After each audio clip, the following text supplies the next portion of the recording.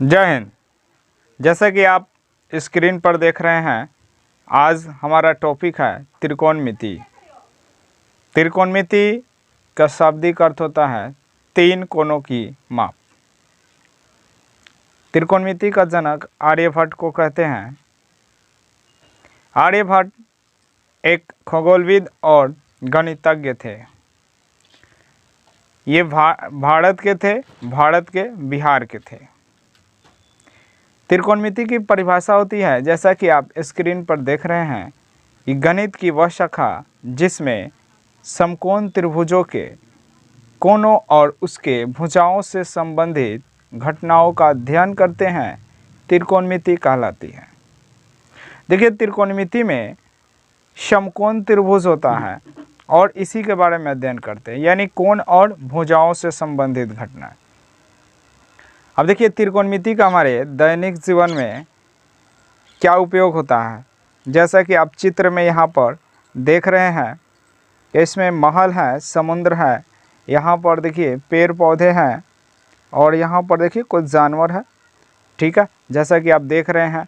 और इन दोनों के बीच की जो दूरी है, यानी मान लीजिए महल से कोई देख रहा है इस जानवर को, तो इसके और इसके बीच की जो दूरी है, इसको अगर निकालना हो तो हम त्रिकोणमिति की सहायता ले सकते हैं।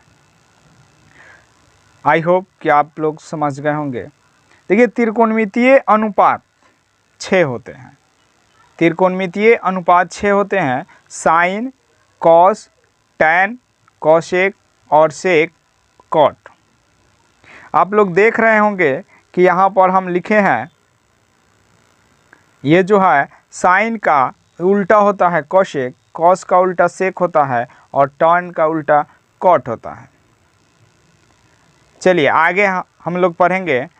जैसे देखिए, समकोण त्रिभुज जो होता है, समकोण त्रिभुज में पाइथागोरस एक वैज्ञानिक थे जिन्होंने अपना परिमेय दिया और उन्होंने कहा कि कोई भी समकोण त्रिभुज हो तो उसमें जो सबसे बड़ी भुजा होती है उसका जो वर्ग होता है, शेष दोनों भुजाओं के वर्गों के योग के बराबर होता है।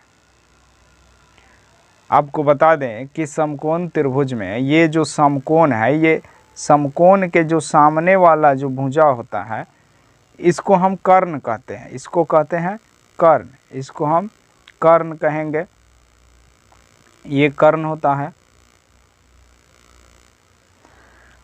अब जो बच गया दो भुजा, एक लंब हो जाएगा। अगर ये लंब हुआ तो ये आधार हो जाएगा।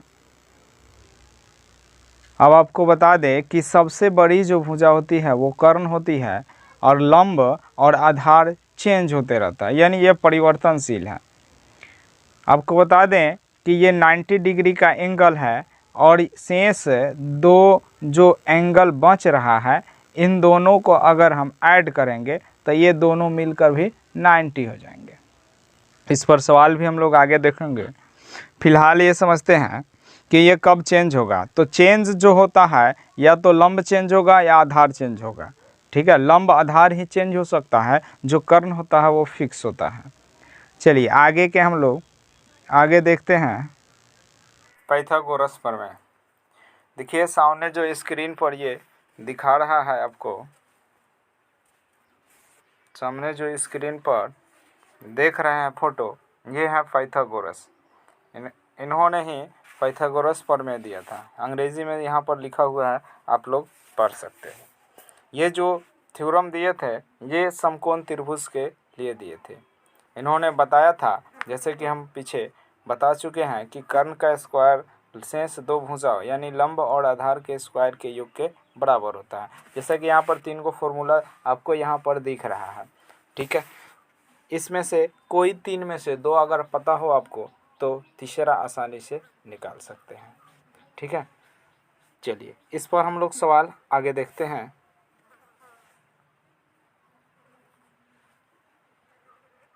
चलिए, सवाल देखने से पहले हमको यह समझना होगा कि साइन थीटा बराबर क्या होता है, कॉस थीटा बराबर क्या होता है, टैन थीटा बराबर क्या होता है। ठीक इस तीनों के उल्टा जो कोसेक थीटा बराबर क्या होता है, सेक थीटा बराबर और कॉट थीटा बराबर क्या होता है। देखिए, यहाँ पर फॉर्मूला लिखा हुआ है, ये आप लोग कॉपी पर लिख करके इसको याद कर सकते हो। आपको करना क्या है जी, 3 गो याद करना है और 3 गो अपने आप याद हो जाएगा, यानी उसका केवल उल्टा कर दीजिएगा तो 3 गो याद हो जाएगा। देखिए यहाँ पर एक आपको फॉर्मूला बता रहे हैं, जैसे होता है कि लाल कक्का, LAL लाल, KKA कक्का। चलिए याद कैसे करेंगे ये फॉर्मूला। एल का मतलब हो गया लंब, के का मतलब हो गया कर्ण और ए का मतलब हो गया आधार। ठीक है, यहाँ पर देखते हैं कि लंब बटा कर्ण एकदम सीरियल वाइज जैसे हम लिखे हैं, यानी साइन कॉस टैन। ठीक है, साइन कॉस टैन। तो आपको भी यही समझ है कि ये जो है लंब बटा कर्ण, लंब बटा कर्ण। देखिए यहाँ पर लिख दिए हैं हिंदी में कि लंब मतलब P हो गया, आधार के लिए B लिख दिए हैं, कर्ण के लिए H लिख दिए हैं। ठीक है, तो अब लंब बटा कर्ण यानी साइन थीटा हो गया, आधार बटा कर्ण कॉस थीटा हो गया और लंब बटा आधार आपका टेन थीटा हो गया। ठीक, इसके उल्टा करेंगे। अब आप याद रखिए कि P बटा B जो है, अब उल्टा कर देंगे तो कॉट में B बटा P हो जाएगा, कॉस में सेक करेंगे तो H बटा B हो जाएगा, साइन का उल्टा करेंगे तो H नीचे था अब फिर ऊपर चल जाएगा, यानी H बटा P हो जाएगा तो कॉसेक हो जाएगा। चलिए इस पर एक सवाल देखते हैं।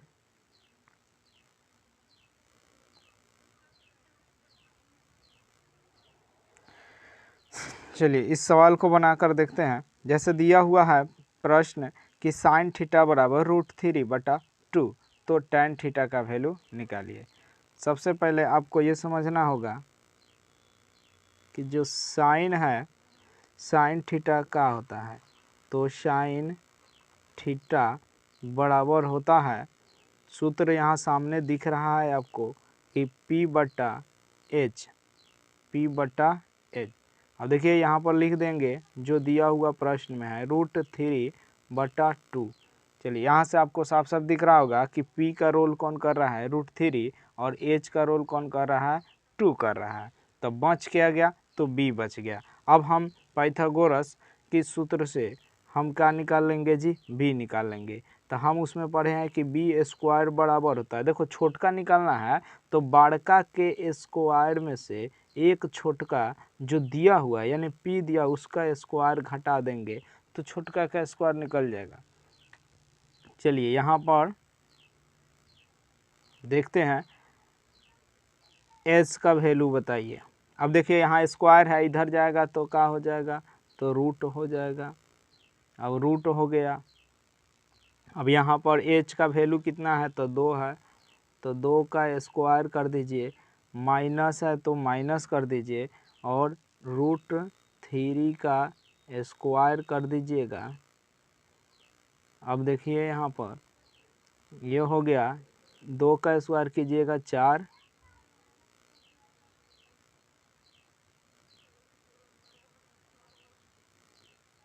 ठीक है,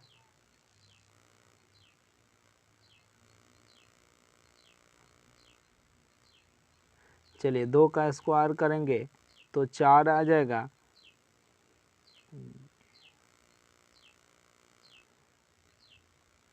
ये 4 आ गया। अब माइनस √3 का स्क्वायर करेंगे तो रूट हट जाता है, रूट का स्क्वायर कीजिएगा तो रूट हट जाएगा। अब देखिए 4 - 3 का हो गया 1, 1 का रूट भी निकालिएगा तो 1 ही आएगा। अब हमको देखो H भी पता हो गया, P भी पता हो गया और B भी पता हो गया, तो त्रिकोणमितीय अनुपात जो 6 होते हैं इसमें से हम कोई भी निकाल सकते हैं। चलिए हमसे पूछा क्या है जी, हमसे पूछा है tan थीटा। चलिए tan थीटा पूछा है। अब tan थीटा पूछा है तो tan थीटा बराबर फॉर्मूला अभी हम लोग लिखे हैं कि P/B, tan थीटा बराबर P/B।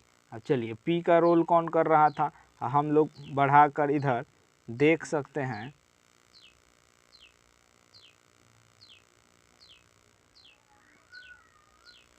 देख सकते हैं हमारा P का रोल √3 कर रहा है, P का रोल √3 कर रहा है, तो P का रोल हम √3 से करवा देंगे, तो √3।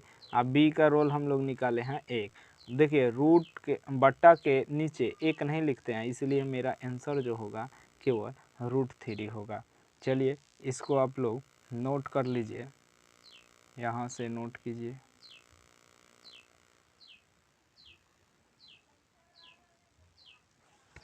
चलिए आई होप कि आप लोग नोट कर लिए होंगे। अगर नोट नहीं किए होंगे तो वीडियो को पॉज करके इसको नोट कर सकते हैं। चलिए इसको नोट कर लीजिए।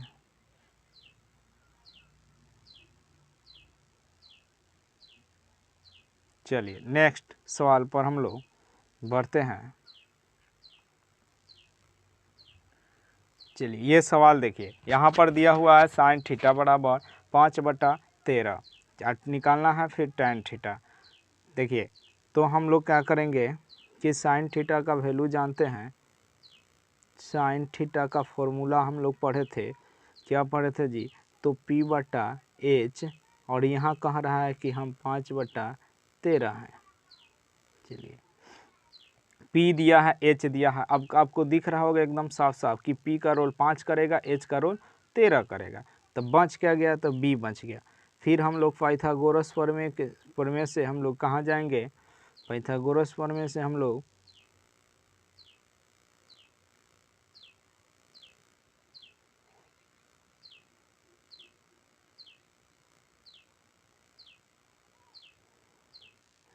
पाइथागोरस प्रमेय से जाएंगे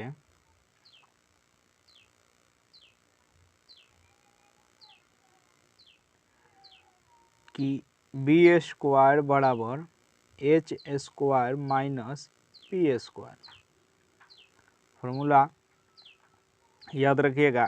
देखिए H के जगह पर 13 का स्क्वायर कर दिए, माइनस P के जगह पर 5 का स्क्वायर कर दिए। ठीक है, 13 का आप स्क्वायर कीजिएगा तो आएगा 169।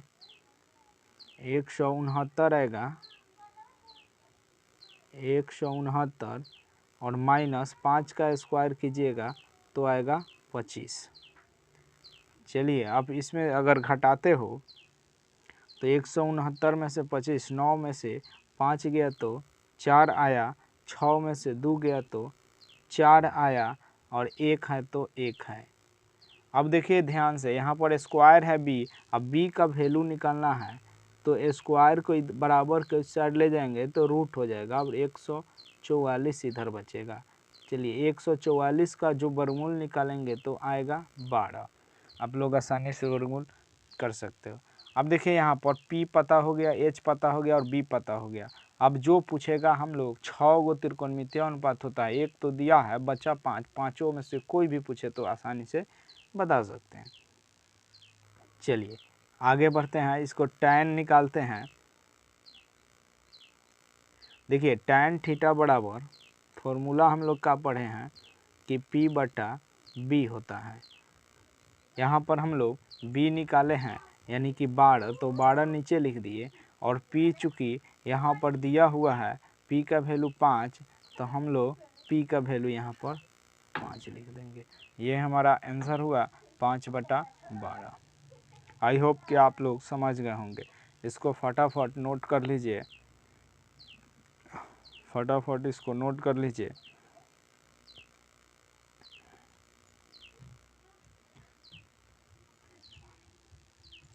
चलिए आई होप कि आप लोग नोट कर लिए होंगे। अगर नहीं किए हैं तो वीडियो को रुका कर नोट कर लीजिएगा। चलिए इसको नोट कीजिए। चलिए आगे बढ़ते हैं नेक्स्ट बार। चलिए आगे दिया हुआ है कि साइन A बराबर 3/4, तो cos A का वैल्यू बताना है। चलिए साइन का भी हम लोग फॉर्मूला पढ़े हैं कि P/H होता है, यानी दिया हुआ है 3/4। अब देखिए बचा B, तो फिर इसी तरह से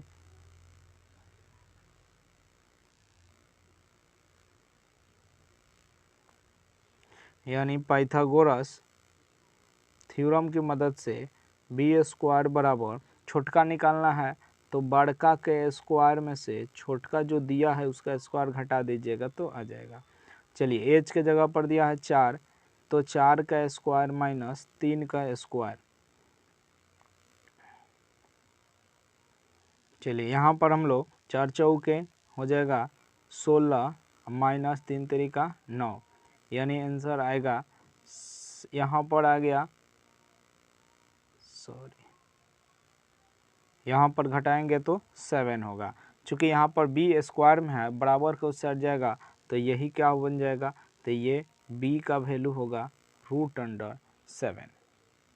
अब जैसे ही देख रहे हैं कि p पता हो गया, h पता हो गया और b पता हो गया, तो जो पूछेगा वो बता देंगे। इसलिए हमारे प्रश्न में पूछ रहा है कि cos a का वैल्यू बता दीजिए। cos a फॉर्मूला जानते हैं कि b/h होता है।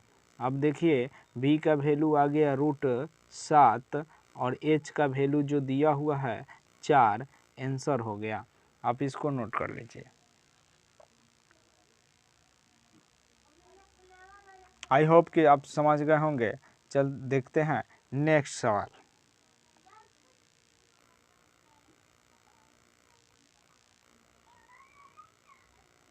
चलिए ये सवाल दिया हुआ है सेक a बराबर कौशिक b बराबर 13/12, तब a + b का मान बताइए। देखिए इस सवाल में इसके 13/12 का कोनो यूज़ नहीं है। आपको ये समझना होगा कि जब भी त्रिकोणमिति पढ़ते हैं तो उसमें समकोण त्रिभुज का बात होता है और समकोण त्रिभुज का एक कोण 90 डिग्री का जरूर होता है। तो चलिए अगर हम लोग फिगर बनाते हैं और समझते हैं तो यहाँ पर आप देखते हैं। चलिए यहाँ पर जो हो गया ये वाला कोण 90 डिग्री का हो गया, यानी 90 डिग्री का हो गया, और शेष जो बच गया वो का हो गया, न्यून कोण हो गया। ठीक है, तो जब एक त्रिभुज में एक 90 हो गया तो शेष दोनों भुजा जो बच गया वो क्या हो जाएगा जी, और दोनों को अगर जोड़ेंगे तो वो भी 90 ही होगा। अब देखिए यहाँ पर कि सेक है, अब सेक बराबर आप क्या जानते हैं, सेक ए बराबर क्या जानते हैं, तो सेक ए बराबर होता है h/b, h/b होता है। अब देखिए h/b, तब सेक ए का मतलब जो भी कोण होगा ए। अब देखिए यहाँ पर न्यून कोण ही हो सकता है, जैसे ए हो गया ये, ठीक है, और ये बी हो गया और ये सी हो गया। क्योंकि यहाँ पर देखिए जब भी होता है तो न्यून कोण के ही बारे में, यानी लंब और धार, कर्ण तो फिक्स होता है कि 90 के सामने होता है, तो कर्ण यहाँ पर देगा नहीं, तो बचा ए और बी। अब बताइए, अब देखकर फिगर देखकर ही बता सकते हैं कि इन दोनों कोण का वैल्यू कितना हो जाएगा, कोण ए + बी बराबर 90 डिग्री। चलिए इसमें ज़्यादा दिमाग लगाना नहीं था। आप समझते हैं कि एक समकोण त्रिभुज होता है, समकोण त्रिभुज में एक समकोण होता है 90 डिग्री होता है, शेष दोनों कोणों का योग 90 डिग्री ही होगा, और आंसर भी आपका यही होगा कि 90 डिग्री। आई होप कि आप समझ गए होंगे। फिर नए वीडियो में आप लोग इससे आगे, यानी कि अब भुजा हो गया, अब कोण के आधार पर किस तरह का हम लोग क्वेश्चन प्रश्न पूछता है और उसको कैसे बनाते हैं वो देखेंगे। फिर उसके बाद देखेंगे हम लोग कि फॉर्मूला के आधार पर किस तरह से क्वेश्चन बनता है। चलिए तब तक के लिए धन्यवाद। जय हिंद।